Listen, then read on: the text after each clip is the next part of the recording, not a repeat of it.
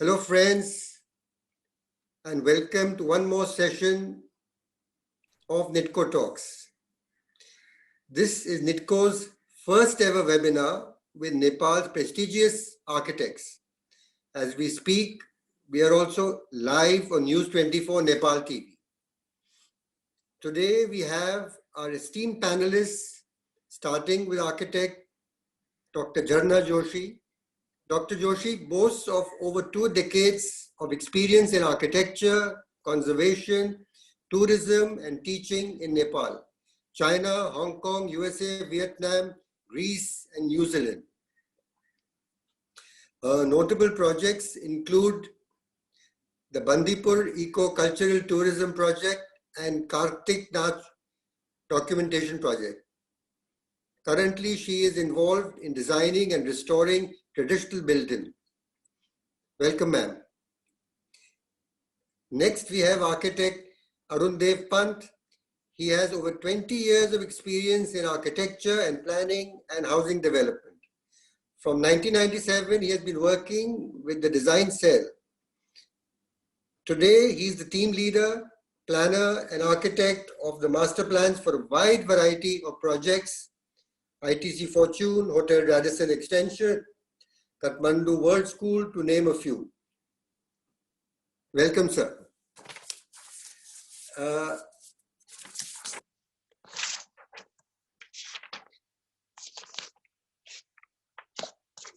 We also have architect Damodar Acharya, who has been practicing architecture in Nepal for 15 years.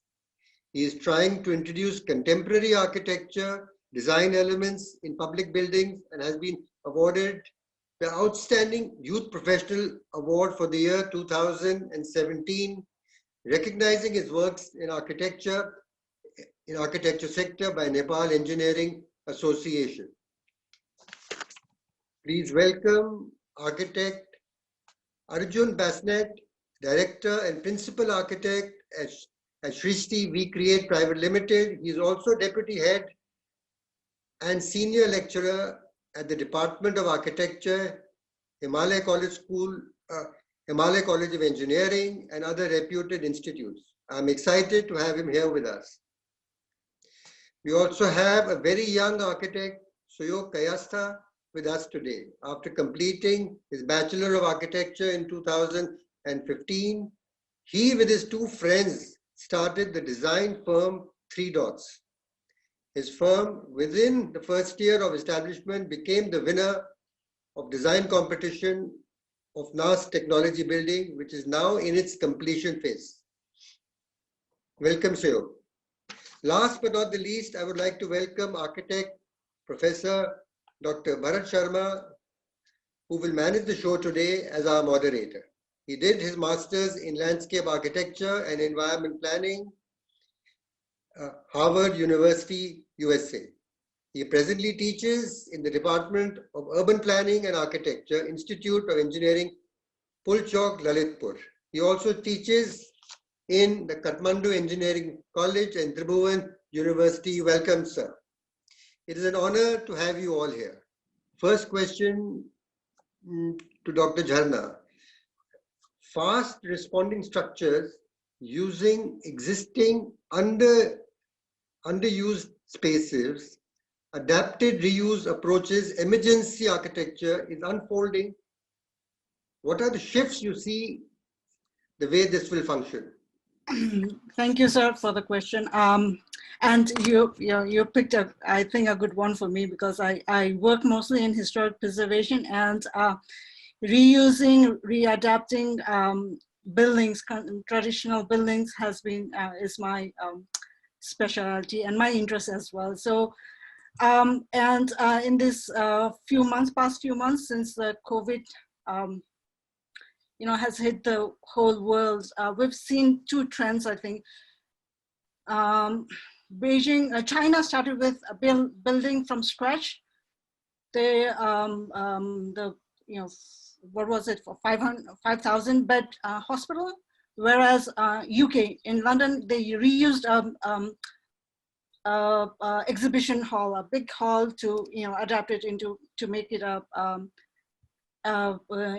converted into a hospital within days. And in Nepal here, we have also been quite innovative, I would say, because given our resources and limitations, and this was quite an emergency response, like you said, and I think no one had time to prepare for it, think too much about it. So, but like always, we've been using schools and exhibition halls for this evacuation. I think this has taught us a very good lesson that it's better to use what's already available than try to construct everything from scratch. Also, one is because it was an emergency, and this has given us, I think, good practice in the future and how to respond quickly, how to take stock. For this, I would say, for future, I think we were a little bit weak in identifying. We did it after the crisis hit, but now this, I'm hoping that this will provide us an opportunity to take stock of what we have. For example, even public buildings or public spaces, what buildings can be converted into these kinds of emergency hospitals or quarantine centers or isolation centers. And we kind of have a short memory, but I think the experience of the 2015 earthquake also helped us, even a little bit. There was something there, and we had come together very well at that time. So that gave us some sort of preparedness. But still, this is very different from other kinds of disasters. Because the basic thing is, as humans, we are, we need social contact. We need to get together to do work, and that's how, as a society we function. But this pandemic is something that, the first thing that comes into mind is we need to keep distance, physical distance of 2-3 meters. So that I think, even culturally for us is quite a challenge, and to take that into consideration, to take into the consideration all the cultural norms, and to when adapting these new, building new designs or adapting existing structures to these kinds of disasters, it's hopefully something that that will give us a good trend. I mean, we already had some of it, but these things were not, taken too seriously. I think this pandemic is kind of a warning bell for us to take building regulations or zoning regulation a little bit more seriously, because there were a lot of thought went into preparing the building guidelines or the zoning guidelines. And if we look closely at our guidelines, these kind of things are already there. Not everything, but some of them are already there. Most of them are already there. So, but we've been a little bit slack in following up with it. So hopefully this will give us an opportunity to rethink and be a little bit more serious about implementing the bylaws as well. I was wondering that in this pandemic, every hotel is empty. Every hotel is empty. 2-star, 3-star, 4-star, 5-star, every hotel is empty. Why would governments not use hotels as hospitals? Everything is ready. The staff is available, kitchens are available, rooms are available. We don't need to spend any money. In fact, the hotels that are bleeding so badly could get some remuneration. They could be paid some amount that would cover their cost and see them through this.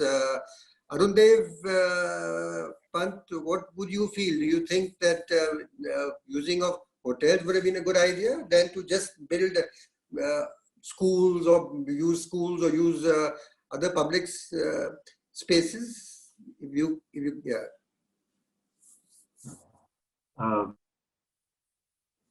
You've gone on mute again. Can you hear me now? Yes, we can hear you clearly. So, you see, we are working with a lot of tourism sector clients, and they all have this problem of what to do during, because of this coronavirus episode. So, the topic of our discussion today is also the new normal. And I'm looking at the scenario, and I don't think it is normal. It feels very abnormal. In fact, I feel that we're in a transition before it normalizes. So I think the normal, once it gets normal, definitely all the hotels, the schools, everything will be online. I think these pandemics, from historical evidence, shows that there is a start and an end to it. And once it ends, it becomes normal. So the transition, this period that we're looking at right now, is how we can best try and be as close to normal as possible, yet keep in mind the safety and the health of the people. So, so until a vaccine is found or until better treatment options are there, we have to look at what resources we have. And I think the new normal is something that I don't think we'll ever reach that. So I think what we'll do is, if you look at the hotel industry, some of them have already started looking at ways on how you can have better sanitation, how you can have better distancing. Perhaps some of the smaller resorts could open up with independent cottages and all that could open up first and start training people on how to handle, larger guests and all this. And it's the same thing with our own profession as well. The construction sector is also, as well as the design sector, which are all, we are looking around and seeing how we can adapt to this situation. And I think, yes, it is true, the tourism industry is very hard hit, but you can see examples outside the world where they have become very innovative. So the issue is, I think it comes down to an agreement on what is a safe way of proceeding. I think it should be a governmental level initiative on saying, okay, the construction sector or the hotel sector and all these are necessary for the economy, and therefore you need to open it, but with these guidelines, with these standard operating procedures. We've been looking with the Society of Nepalese Architects has had a lot of information from the other members in the region, from Japan to India, that have been sharing their standard operating procedures for different sectors of industry. And I think that could be one of the starting points for our own profession. But if we are looking specifically for the tourism industry, I think if I remember correctly, during the earthquake, a lot of the engineering fraternity, they came forward and they did a lot of groundwork, went to do the analysis and went to do a lot of, formulate a lot of guidelines on what to do with the houses and how to repair them and how to keep people safe. I think we need the medical fraternity to come and help us in different sectors of the society to tell us how and where. They should actually step up and help the government on how and where these standard operating procedures should be implemented, because we cannot go on like this for a long time. Thank you. Right. I see Professor Sharma on. Namaste, Professor. I hope your connection is okay now. Please take over. Could I join? Absolutely, sir. Yeah. Thank you. Thank you, Talwar Sahab. My question goes to again Arun Pant. Mr. Pant. Yes, sir. Talking about the theme, new normal.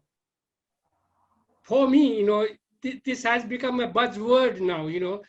Do you think that scenario would come whereby we would call it new normal? Our profession could really flourish? I think, thank you for the question. I think we can at best do with what we can with, for example, our profession, the architectural profession, for example, we can do a lot of work from home. Okay, so we will try and reduce the congestion in the office for the time being. But keep in mind that all design effort is actually collaborative. It's collaborative among engineers, architects, contractors, the workers at the site, as well as the client. So unless you have this collaborative mode, no real true design and construction process can happen. It's not that we have so automated that tomorrow without labor, the buildings are going to go up. And it is also a big source of employment and economy. And for the economy, it's very important that the workers will also have to be found a way, whether it's a testing regimen, whether it's a safety and health guidelines given by the government, that all of the economy has to kickstart as soon as possible, not later, but the sooner. That is where how we can be a semblance to normal, and to be. And as I said, I think the goal is to be normal, not the new normal, but this is a transition phase. By the time, hopefully, it will not be a very long one, but we have to prepare. Thank you. Thank you, Arun. Well, I have yet another question. You are planner also. In that context, when we design a township or settlement, in that context, how in a spatio context and socio-economic context, things should be going on? As a planner, what I can tell is that our spaces should be adequately controlled to allow for movement, but to keep at a safe distance. If you look at other countries, they have opened up their market areas, but with a strong distancing measure. Now, either that has to be very strongly implemented at the governmental level. Some of the countries are very well disciplined, like you can see the examples of Singapore and South Korea, where they are almost proceeding as if it were a normal time. So these our cities and spaces are congested. I agree. Traditionally, they have been very high density. If you look at even a rural town like Jharna works in Bandipur, even though it's a very rural outpost, the buildings are very cramped together. So the safety becomes an issue. But there are a lot of open spaces, either the main street or the plaza or the internal courtyards, that we can look as the way to go forward on how to protect the people. Arun, in that context, our socio-cultural setting is very gregarious, very tight kind of situation. And in that context, we have, earlier very successful settlement around the country, Kathmandu and Bandipur. You pointed out, I'll be coming to Jharna also. In that context, do you feel there has to be a paradigm shift in our architectural conceptual approach in new situation?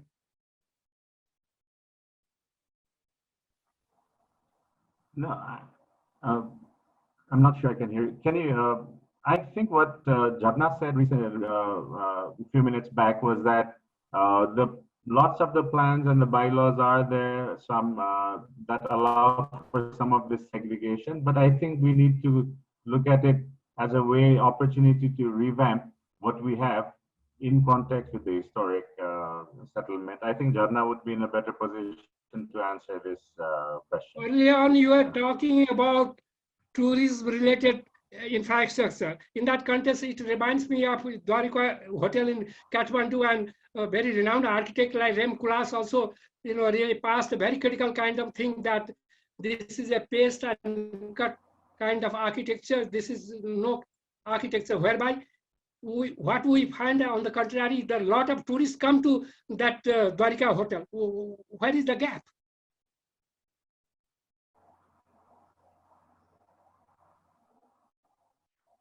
What makes tourists come to Dwarika Hotel?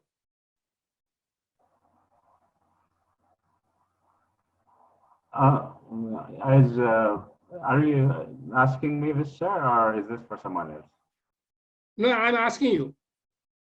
Okay. No, I think in context, of tourism, the heritage of Nepal that is embodied in a project like Dwarika's it has always been a landmark project, and you can see that the tourism entrepreneur as well as the tourists themselves use that as a prime choice on what to do and where to spend their time in Nepal. So I would say that tourism products like this would definitely be one of the starting points for revival of economy once the tourist starts flowing in. Okay, now to Jharna, Dr. Jharna. Early on, he pointed out about Bandipur, and you have quite a passion for conservation also. Now, in this same context, how do you respond to protect our conservation of the settlement like Bandipur or other places? Isn't it quite a daunting task? Whereby we have to really change our socio-cultural way of living also. Do you think that we have to get away from that?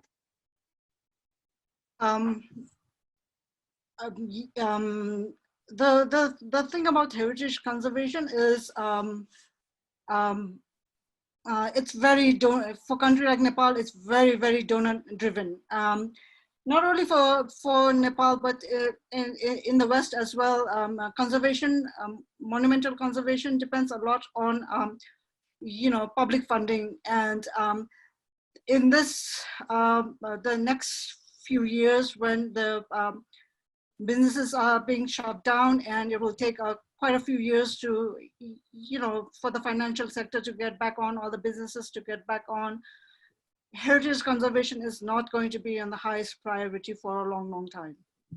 That is one of my fears. I think because that's the first thing the budget is going to be cut, is the taking away from projects like what is essential. There's a lot of talk about like essential business. So is heritage preservation going to be an essential business? And since it's donations are given when people have an extra something.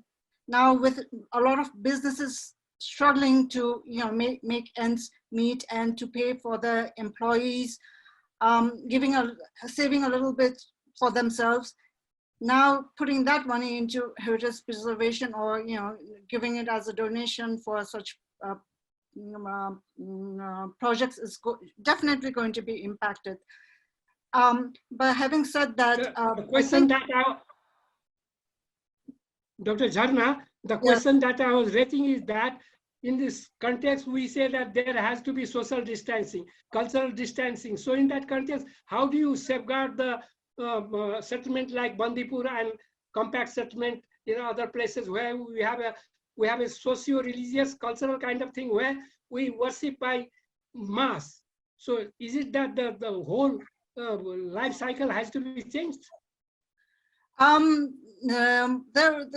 will have to make some changes in this, but I think that is mostly a short term. Talking about Bandipur, actually Bandipur is a very well located, well situated. It's on a hilltop. There's very few entrances or access to it. And so, by the way, Bandipur, the construction works have been going on in Bandipur for quite a few weeks now.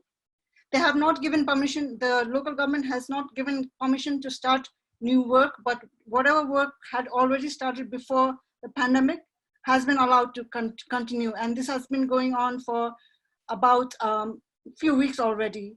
And this is because it's a protected, it's on the hilltop with limited access. So people who, you can control better who gets in and who gets out. So and because they depend a lot on local labor and local materials. So for those reasons, Bandipur actually has been very lucky and to be able to continue work. It's for me that's difficult that I can't go there by physically. A lot of the work has to be managed through just telephone calls, which is quite inconvenient at times. But But our city, not only like hilltop towns like Bandipur, I think our cities, there's a lot of, there's quite a bit of talk going on about how congested, the cities in India or Nepal are, especially the historic cities. In the case of Kathmandu, the cities of Kathmandu, yes, there is some congestion, but if you look closely at our cities, the historic core, if you go around them, there's a lot of public spaces. There's a lot of chowks. There's a lot of squares, temple squares or whatever. So there are quite a lot of public spaces that people can actually go out, just outside of the houses for people to stay. Whereas in the newly built towns, I don't see that. Okay. So I don't think, these historic cores are the problem. The type of settlements are the problems. But like you said, there are some cultural norms that we practice, like we have to touch things. That is definitely going to be impacted. Thank you, we have to read. Could I come to Damodar? Could I come to Damodar Acharya? Could I come to Damodar? Damodar? Yes, sir. Yes, please. Are you around? Damodar, Yes, you have been, your consultancy firm has been quite actively involved in public sector areas. Now, Yes. what is in this context, in this COVID situation or the post-COVID situation also, how do you really safeguard the safety of the people around working in the design that you have done, and what has been your experience? Sir, thank you, sir, for the question. The public sector projects are almost closed. Not only public sector, the private sector projects are also not in operation right now. And in this context, there is no particular issue of safety of the workers at the site because no workers are there at site. But regarding the points of the discussion in today's webinar, I think the public sector buildings and projects which are ready and that are not handed over to the client, that can be used as quarantine spaces that can be developed at minimal cost, I think. In context of, here, so far, the type of construction management we have been doing, do you think there has to be departure from the past construction management way we're dealing with our construction works? Yes, definitely, sir. Now the construction management procedure completely has to be changed in the situation like this because we have to maintain the social distancing, and construction process maintaining the social distancing is a challenging one because in large projects there need to be a lot of people working together, so it's really difficult to maintain the social distancing. So operating the construction works in such a situation is a great challenge, and I personally cannot answer how the construction management should be done. And regarding the availability of the people for the construction, in Nepal, most of the construction workers, like from masons to electricians and plumbers, majority of them are from India and from Tarai region of Nepal. So it's not. Okay, thank you, Damodar. Could I come to Arjun Basnet? Thank you. Yes, sir. I will come to you again. Arjun. Yeah. Yes, Arjun, sir. you have been attached with the academic institution and where you have been teaching. Now, in this context, how do you think that the way of, the syllabus of our architectural education, the way things were being taught, pedagogical aspect, has to have a change or not? Thank you, Bharat, sir. For the past 1 month, we've been brainstorming as to how we start the new academic session in the engineering colleges and in architecture schools. For the time being, we've been communicating with the management. We've been communicating with Institute of Engineering stakeholders, and we've also been communicating with the students. and a lot of information has been shared among us. And the first and the foremost challenging task is how do we actually start the school? How do we continue the school in this situation that we've been talking about, the pandemic, the transition on all that? We've been thinking of trying to make this situation as a new normal. I mean, we're talking about normal. We've been taking this situation as a little bit abnormal, and the situation we used to have before as normal.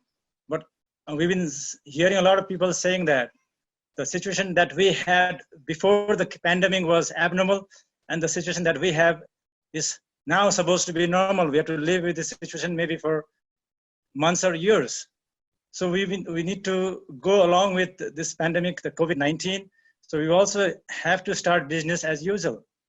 So we've been talking to students, those who have the logistic, and then most of the students want to start the online classes. So there are students, I mean, there are a lot of, we are not prepared before to start school, but now slowly we have been thinking about starting school.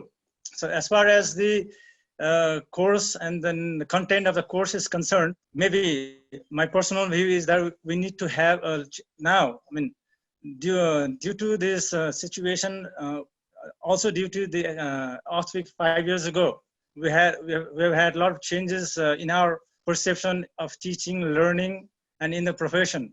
And again, with this another pandemic, the natural disaster that we can see all around the world, we need to think about our syllabus as to respond to crisis, respond to emergencies. We've been talking a lot about context and all these aspects, but how do we collaborate, or how do we convert these issues into addressing emergencies like that we have? Arjun, very briefly, in new normal situation, what is your gut feeling that there has to be change in our pedagogical approach in teaching in architecture?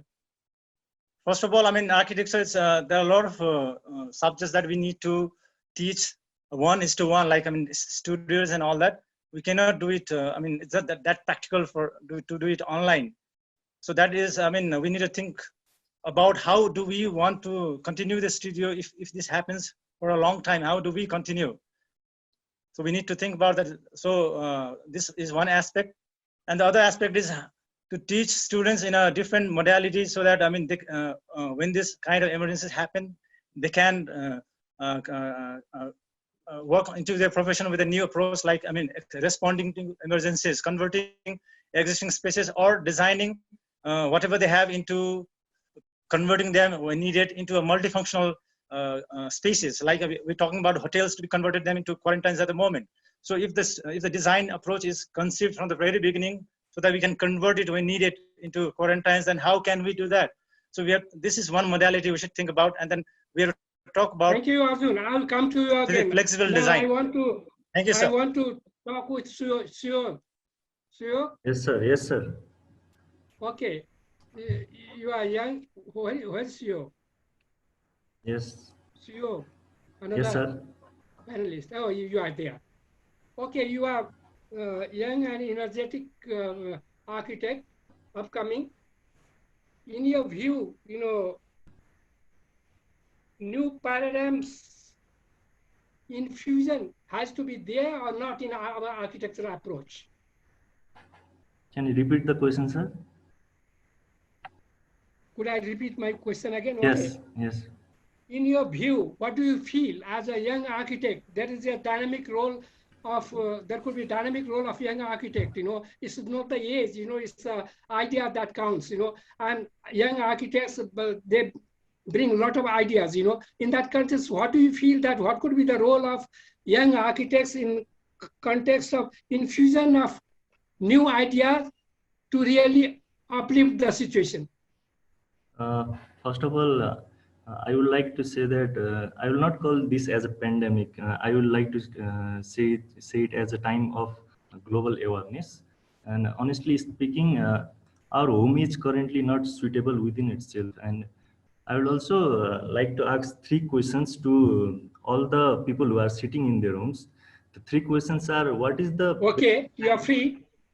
what is the best design space of your house? Second question is, what is the best view you can see from your house? And the third question is, what is the one thing you would change in design of your house? So if the people who are living in their So, house have the answer to these questions, then I believe they have proper understanding of the architecture of their house. So with this new normal, so your question goes to rest of the panelists also. Rest yeah, of the panelists. but You won't especially be with getting answer every, from other participants. no, So the questions are just let a me realization only. get back to Arun. Arun, how do you respond to his question? Arun? This question, no, it's a very good question by a young architect. I think what he's trying to say is, have we been designing things correctly? The pandemic allows us to sit back and think and rethink what is important. For example, a lot of European countries realized that balconies were important when they got stuck at home for months on end. There was some area that even if they were living in an apartment, they had a place to go out and interact with nature at least. You know, have a feeling that you're going to go out. So this outdoor access to outdoor light and ventilation, all of these that will help us, you know, stay healthier and strong and against these, you know, discourage the pandemics. If you look at historically, most after the Industrial Revolution, all the very bad housing and industrial tenements led to lots of diseases and epidemics. And urban planning and a lot of architectural improvements happened during that time. So what Suyog is saying is that maybe at the design level, at the initial phase, this is something that we can also start considering. I think this is what he meant, but anyway, I think he can answer it better. I want About to add, his second question? I have to add something About to your that. second question? Hello. Arun? Suyog say something because I think he has a point to make on this. Suyog, go ahead. I had to add some point to this. Like we had that time 5 years back when we were hit by the major earthquake, and we were bound to live outside of our house, thinking our house should be safer. And now we are locked inside our house, thinking our house should be better, because at that time we only consider the safety of the house, but not the betterment of the house. So rethinking our requirements should not only be to respond to the current situation of COVID-19, but it should be in response to the collective significance, the history that laid out that we have not been acutely responding to. And the history have also shown that in every 5 years we were hit by a major epidemic, like in 2003 by SARS, in 2005 by MERS, 2009 or 10 by swine flu, 2015 by Ebola. So we have to collectively think on all these aspects. And okay, Suyog. Listen to Arun. Arun, how do you react? No, I think what we have been ignoring for a long time is the importance of health and safety over, I think, a lot of very commercially driven interests. I think we are all to blame for trying to get the maximum FAR out and the maximum coverage and to make the most on a piece of land without really, you know, keeping in mind the safety and the value of these openness, the open spaces. I understand that public areas are spaces for interaction, which will be again under pressure. So in fact, public areas need to be even bigger. Now, if you're going to have social distancing, you're going to have the same number of people fitting in a larger area.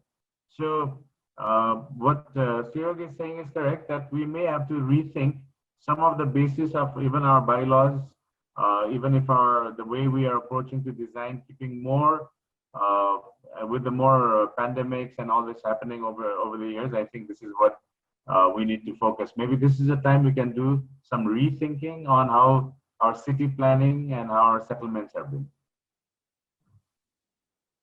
Suyog, I will come to you. Now over to Damodar. How do you respond to his questions.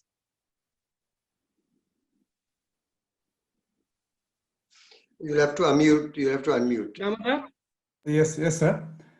Suyog rightly said that how do you respond to his question?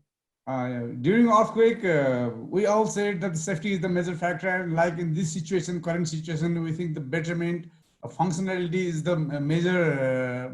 We give it a main priority at this state at this stage. So I think the better planning of the buildings plays a major role for the situation like this. And in the current context, I think we should propose a changing room and a shower at the outside of the building, in every building, so that we can, when we enter our building, when I enter our house, we can take shower and we can change our dress and then enter our building.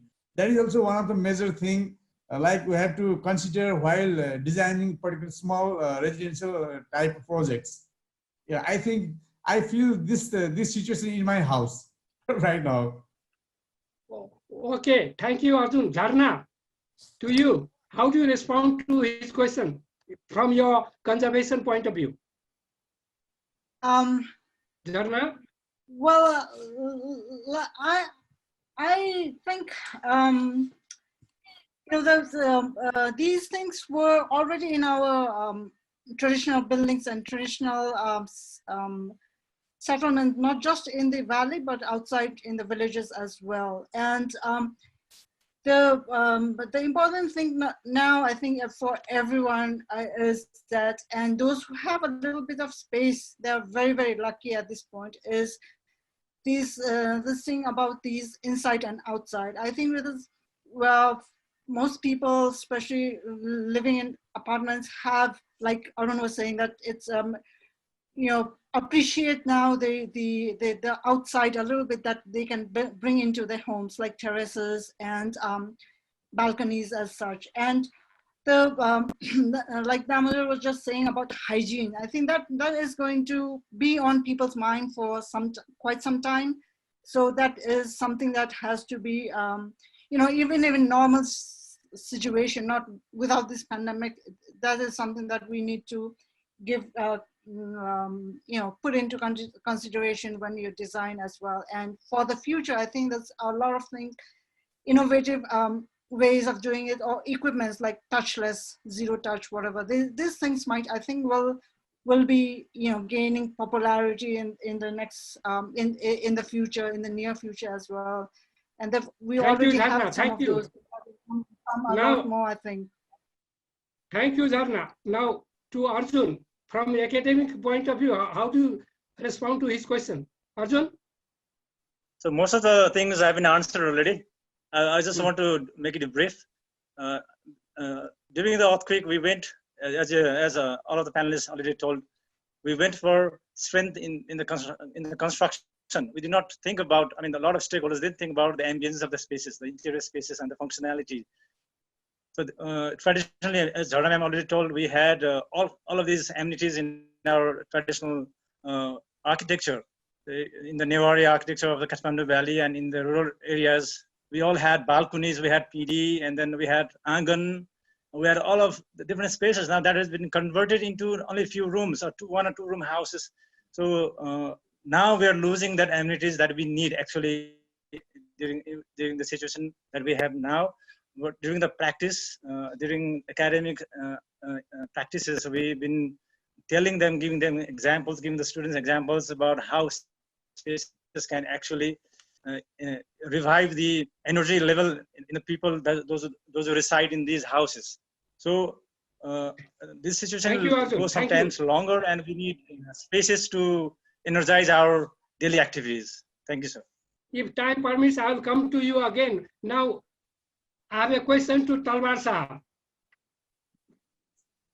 Yes, please go ahead. Talwar Sahab? Yes, please go ahead, Professor. Yeah, what prompted your organization to come with the theme, new normal, and to work out as a facilitator for better tomorrow? You know, Was it your corporate responsibility or something else? it's like a CSR. We are a 50-year-old company in this field, and we have been interacting with architects from the very beginning. And all architects are friends, whether they're older or the younger ones. So when we were sitting at home, as we were discussing yesterday, for the first 1 week, we were shell-shocked. We didn't know what to do and we didn't do anything. Then we realized that we better use this time because this is not getting over in a hurry.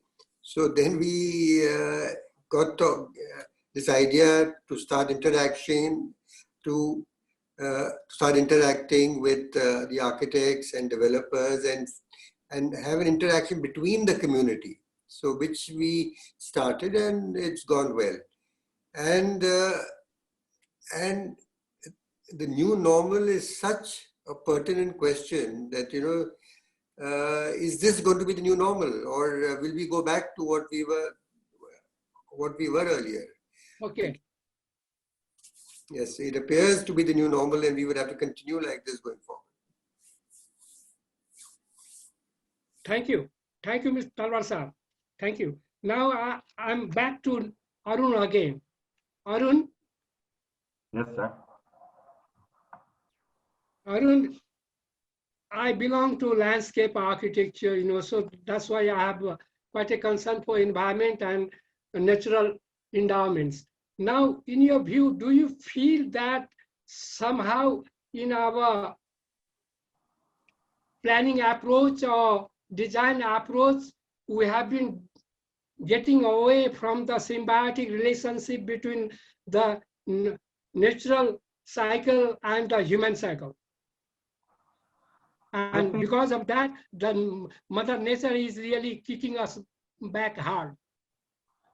I think there is definitely scope for improvement, but this does not mean that all urban centers will be the main victims in this pandemic, because urban centers have been shown to be very reliant. In fact, there is a lot of resilient actually, and in fact, there's a lot of theories about how urban centers are actually more efficient than a sprawled out area where the population has taken over the entire countryside.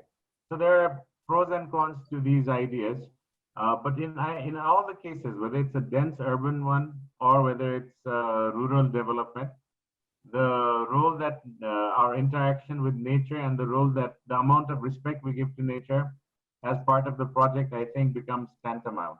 And I think this is a little bit of a wake-up call, as you rightly pointed out, sir, that we may have to, rethink some of our approaches to the design. So, as you are a very successful architect and planner too, could I ask you a very weird question? You know, in Powai, right, sir.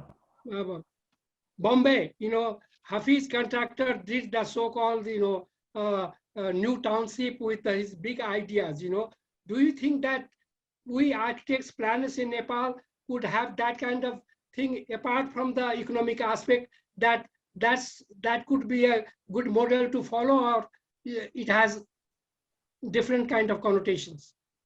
I think our density is going to never match New York and Bombay, so that type of solution may not necessarily be the way to go, though the concept of well-planned township can be something that we can see outside Kathmandu where there is more space, like upcoming centers in Viratnagar or Chitwan or Bhairava Butol. Those areas can have a better planned township, maybe akin to what you just pointed out. But I would think that as of now, one of the reasons that I feel that we are slightly in an advantageous position is we do not have so many high-rise building areas that we are packed into right now.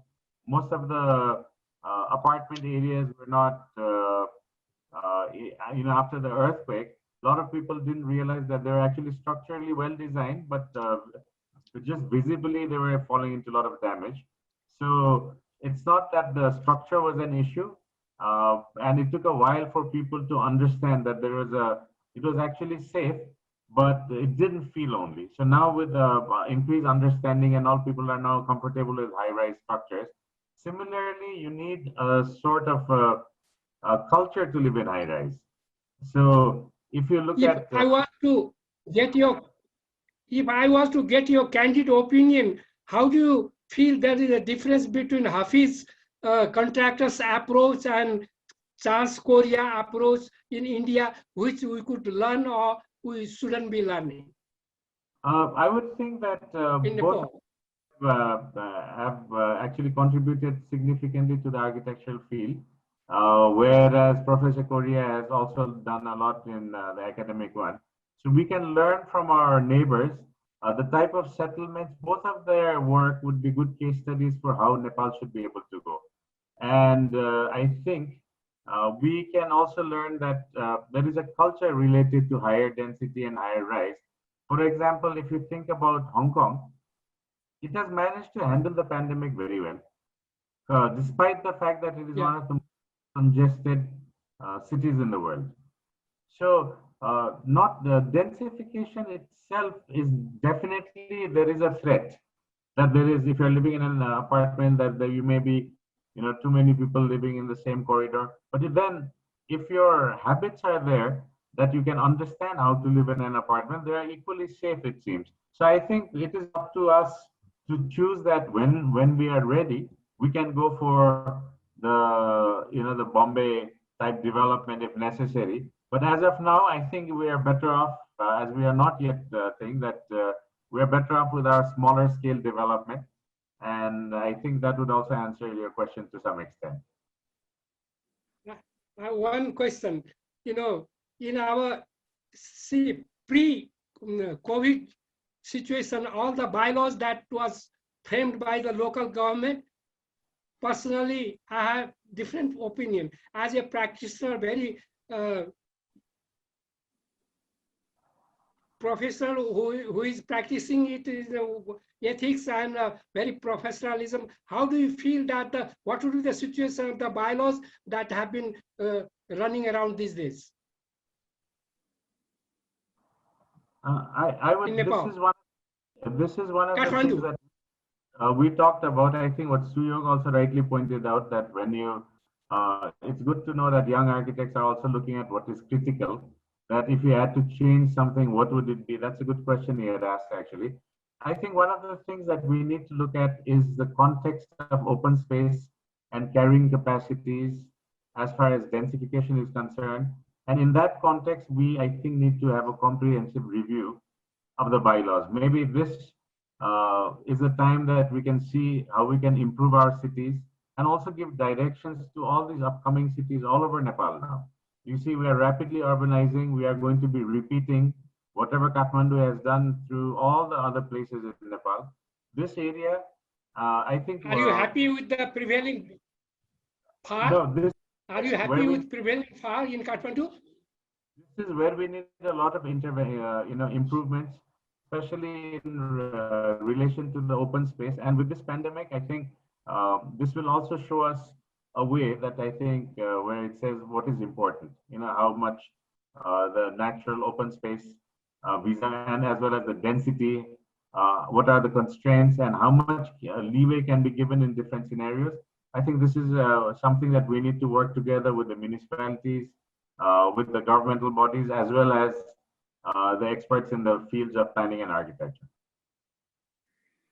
Now over to Jharna. Jharna in context of, again, conservation area of conservation and the bylaws right now, being prevailed in Kathmandu or Nepal, are you comfortable with the bylaws? I'm more uncomfortable with people not,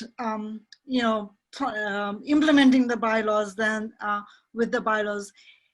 I agree our bylaws are quite basic, but that is quite a good start, I think. For me, it's a good start. And also these are, guidelines, bylaws, they are something that are there for guidelines to guide you. How you interpret it is what matters. For example, in conservation or in in restoration of historic buildings or in the historic towns, people are just going in for the, you know, the facade. It's more as facadism. Then what is the reason that, then what is the reason that very ancient settlement, very successful settlement like Bungbati is facing difficulties and things are bizarre? There is one I think is because our understanding, like we are, even the engineers and architects, we do not understand the importance, or we are understanding our buildings as we should.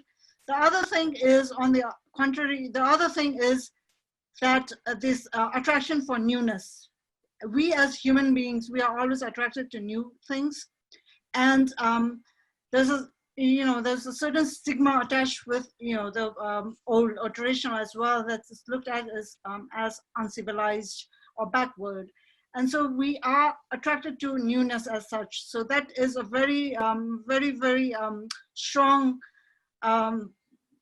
thing that we have to fight with when we are doing work in historic settlements. The other thing is also the materials. The new the new construction materials, just like cement and you know, bricks, the new materials are very readily available, whereas the traditional materials are not as easily available, and quite for wood, it's quite expensive as well. If you have to use a lot of wood, that's expensive as well. And there's I also feel like there's a lot of advertisement for like new materials, how strong it is, and it's also after, especially after the earthquake, we are very much into, like, you know, earthquake resistant buildings, and there's a lot of hype going on about how these new materials are stronger and better than traditional structure, traditional technology, which I don't agree with, but that is what we are fighting against. And so it's you know, it's a lot of complicated things, and when we are trying to build a lot of things after like earthquake, when everyone's building and there's a lot of work going on, we don't have the time to like think. So it has to be built immediately. So that is also, the time factor is also very complicated. And the other thing about why we are not being able to build in, like I said, coming back to your first question about bylaws, and if we could interpret the bylaws a little bit more seriously, like for example, one small example is like, it's in the historic areas, in the World Heritage Sites, you should not build, the guideline is to build up to 35 feet or 3.5 stories. There's a reason behind it and why, and but we don't understand that. And we say like, okay, it means like up to 35 feet, and you build up to 35 feet or 45 feet, whatever, without giving consideration to the context. Not looking at your neighboring building or looking at the overall context. So when you don't really understand what the traditional building is or why you are building it, and just look at bylaws as a set of, you know, numbers or rules, like 1, 2, 3, it's just like tick mark. You'd say, okay, my building is 35 feet, my floor height is whatever, that, or I have a brick facade. That doesn't make any sense. That's what is happening with our bylaws. That's why I mean, like, bylaws is a guidelines that we need to understand a little bit more deeply, and there has been quite a lot of thought put into it. So why was the guidelines, you know, as such? So that I think that it is our own understanding, and of course, there's, you know, the attraction for newness is always there. So that's a difficult battle. Okay, thank you, Jharna. Now, to you, Damodar, how do you take the bylaws and the power prevailing right now in Kathmandu? And after this, Professor, there are a lot of questions that the audience is asking. So if you don't mind, we'll also take some questions from the audience so that people can answer. Okay. Answer? I wasn't told. I thought that I should hang around the panelist only. If from audience, it will be fine. Sure. No, no, Damodar. Shall I answer? Yeah, you please go ahead and answer. Okay, thank you. So regarding the You complete you. So regarding the FAR and the prevailing bylaws, there are many misunderstandings and many shortcomings that need to be improvised timely. But for me, practicing, I'm doing what the prevailing bylaws is. And as rightly said by Jharna ma'am, it's not the problem of the bylaws, but it's the problem who implements the bylaws. So I don't think the bylaws are that much insufficient enough at this moment that for practice. It should be improvised time and again. But the bylaws and these guidelines, they have not considered. They have not considered the situations like pandemic situations. So for these aspects, the open spaces and coverage issues that should be addressed. And while designing the buildings, the minimum coverage and maximum open spaces, that should be very good for the situation like this. Like we are at this situation. Okay, thank you. Suyog, very quickly, how do you respond?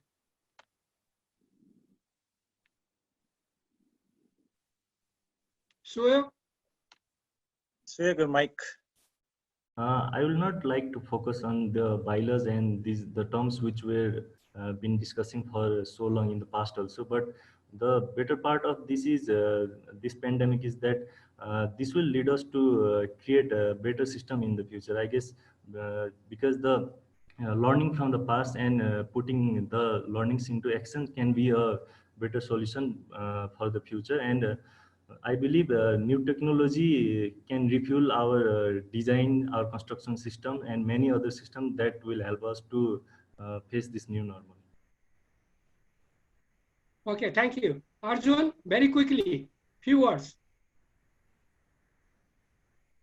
So bylaws, for now, I mean, the bylaws should also address the new problems, the emergencies that we see. I mean, for example, the current pandemic. So a situation like this, that has also be addressed by the bylaws. So existing bylaws may not be able to cater all these issues. Okay, thank you. Thank you, sir. Now, Mr. Talwar, off to the participant who are interested to pose questions. Yes, so Anika will ask. She's been receiving all the questions. She'll ask. Anika, please go ahead. Okay, so first question is from Pranita. After this pandemic, how can we modify the construction technique, including for the workers? Because the normal first aid that should be followed isn't being followed. And now this distancing, how can we manage as soon as this ends in your ongoing projects? Who would like to take that? This question goes to whom? Anybody can Arun answer. will take, I guess. I think anybody can. Yeah, anybody could answer. Whoever would like to answer. Yeah, okay, I will answer. I think the private sector side, I think Damodar can probably give us a little bit of insight on how the government sites are working. So I think it's the safety of the workers has to be guaranteed through testing. I think a lot of testing has to be done, at least screening, testing, and a very strict segregation of areas where the daily workers come in vis-a-vis the people that are living on the site. In fact, it makes more sense to have limited number of people working at a site and limiting, daily workers from coming in. And I think that is one of the most important things. And we need to work out, okay, the project may be a little longer. It may take more time to carry on. But I think the safety is something that we should not compromise on. And I think as the testing becomes more and more available, this is something we can do immediately. And it's also very imperative that all the workers that have gone home and are waiting for this opportunity to come back to work for their livelihood and for their families, given a fair chance to do so, but under safe and constantly monitored conditions. Thank you. The next question. Anika. If Damodar wants Who to is add next? anything to this? from my perspective also, safety is the first issue, because we cannot, nobody should tell someone to work without his or her proper safety. So we should guarantee safety for all the workers in the site and the spaces like their living spaces, quarters, and all. We have to make sure that the proper security and safety has to be there for the workers. And this might take, as Arun sir mentioned, this will make the project duration longer, and it will definitely impact the whole project process. So in this case, for new projects, we have to go for newer options in terms of material and technology. Like we have to train our local workers for the project, so that we don't need to wait for the people who are now out of the valley for them to come back and start our work. So we have to search like a new technology.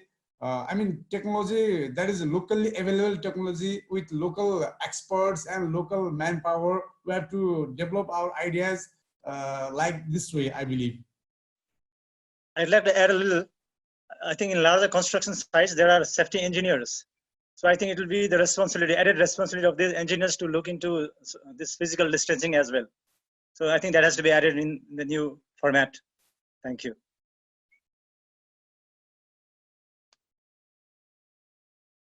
Okay, so I'll move on to the next question. Our next question is from Rikesh Shresht.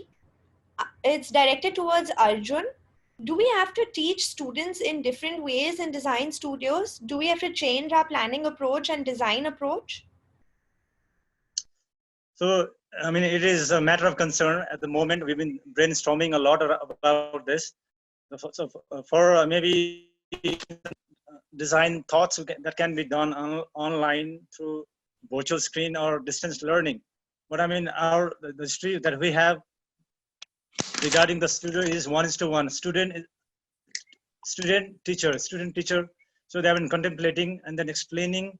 So there are a lot of things besides the drawings. I mean, the expressions of the students, the designer, and all that. So I mean, the physical thing is very important. I mean, the one-to-one contact is very important in studios. So I don't know how that can be addressed in this new situation. But I mean, a lot of us can discuss, and then we can bring out the thought. Thank you. Thank you. Moving on to the next question from Abhishek Mananda. Past pandemics have always brought specific changes in the components in built environment.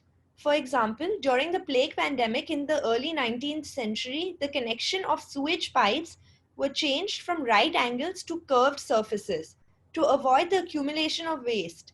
So what changes do you think could this pandemic bring to the built environment? Anika, would we make it last couple of questions? Yeah, we'll take one more question after this. Okay. Who would like to take this question? Okay, I will answer that question.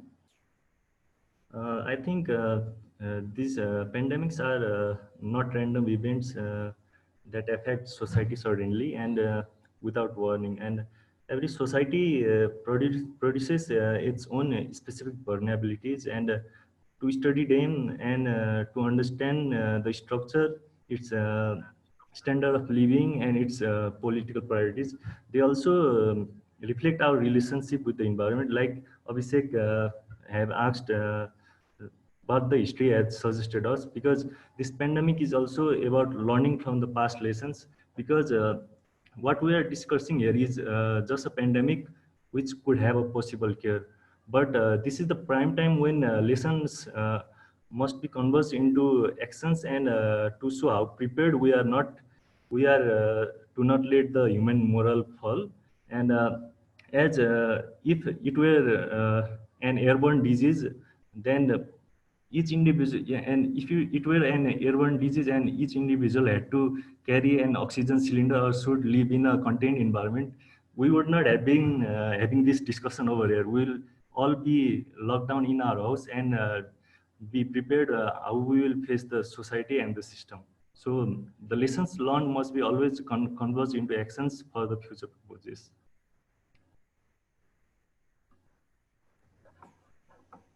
Okay, we're taking one last question from an anonymous sender.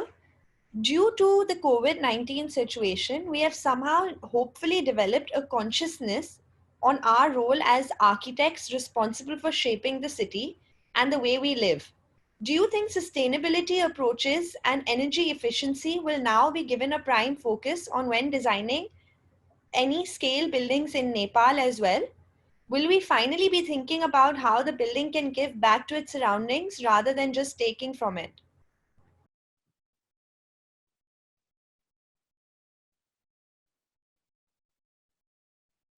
Anyone wants to take this question? Yeah, please go ahead, Arjun. I'm going to just touch upon a little bit about on it. Well, it's more than design changes or paradigm shifts. I think it is something that I am hopeful, or I wishful for it is the, like I said at the beginning, it's this thing about bringing the insight in, which is basically natural ventilation, and that's one big concern. One has been one of the biggest concerns in the West, and one of the positive things that I've been seeing around, my neighborhood is that in the past few these weeks, months, is the how people have taken into converting everything, a little bit of plot of land or terraces into gardens, putting in vegetables, not only in the houses, but I also noticed in Ring Road, the little bit of space between the service lane and the main road. People are planting vegetables, flowers, so that kind of spaces is very essential. And I hope that in the future that is taken into consideration. And there was something else that one other thing that I also wanted to add, and I see that in the comments as well, is about the open spaces and how we are going to use that. And this also relates to what you were saying about,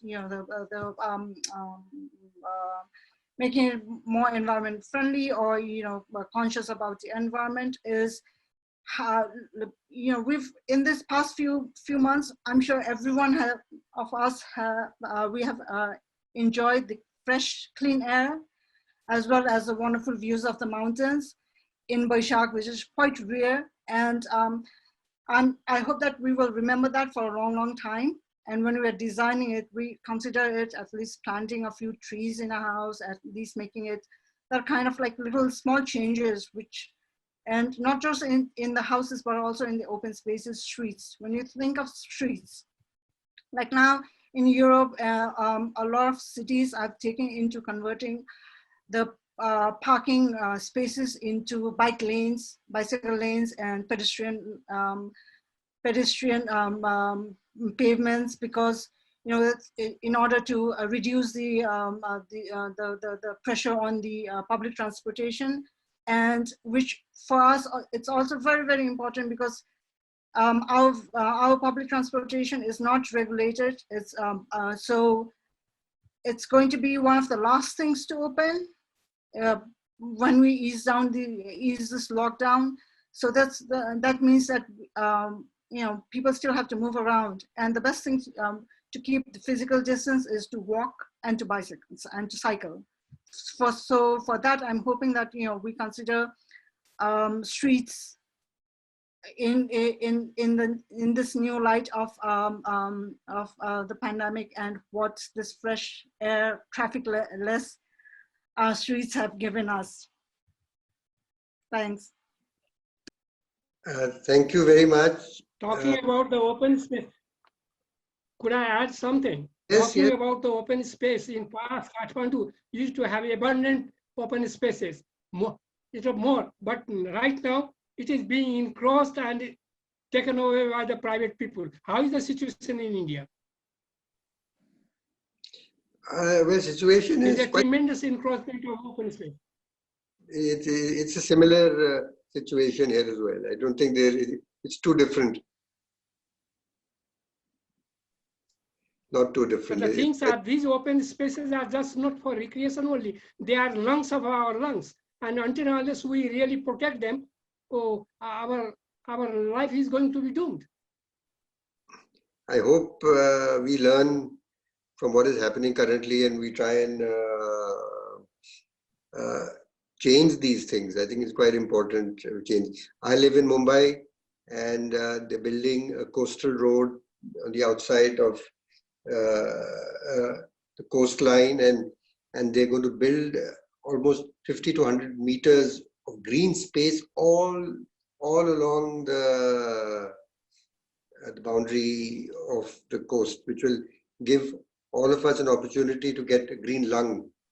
And then they will have a road after that, which will go on the outside, which will take all the pollution outside and out of here. So I hope we do manage to do things going forward a little better. We learn from what's going on right now. Well, thank you. How much time we have now? No, we are beyond time. It was actually meant for 1 hour, and we are at more than that. We are about 20 minutes, 15-20 minutes beyond the time. So I'll just give a vote of thanks. Thank you so much, all the panelists and professor, for coming and making this exciting and interesting for everybody who is hearing. Just for your information, we get between 5,000 to 10,000 people who listen either live or within a day or two on Facebook and YouTube. And we get a lot of comments, and I'm sure a lot of people have heard and will hear exactly what you said, your ideas, and let's hope it makes a difference. I would like to express my sincere thanks to Anju Malla Pradhan, current president of SONA, and all the team members of SONA for arranging and supporting to the fullest to make today's webinar program a successful one with the eminent architects of Nepal. Well, for those who are listening from India, SONA is the Society of Nepalese Architects. Thank you very much once again for coming in. It was a pleasure interacting, and I hope we would interact whenever you are visiting India or whenever we visit there, because NITCO has been in tiles and marble for over 50 years, and we'll be happy and delighted to continue our interaction with all of you. Thank you very much. Thank you, Talwar sir. Thank you, Thank you. everyone. Thank you. Thank you, everyone. Thank you. Thank you, sir.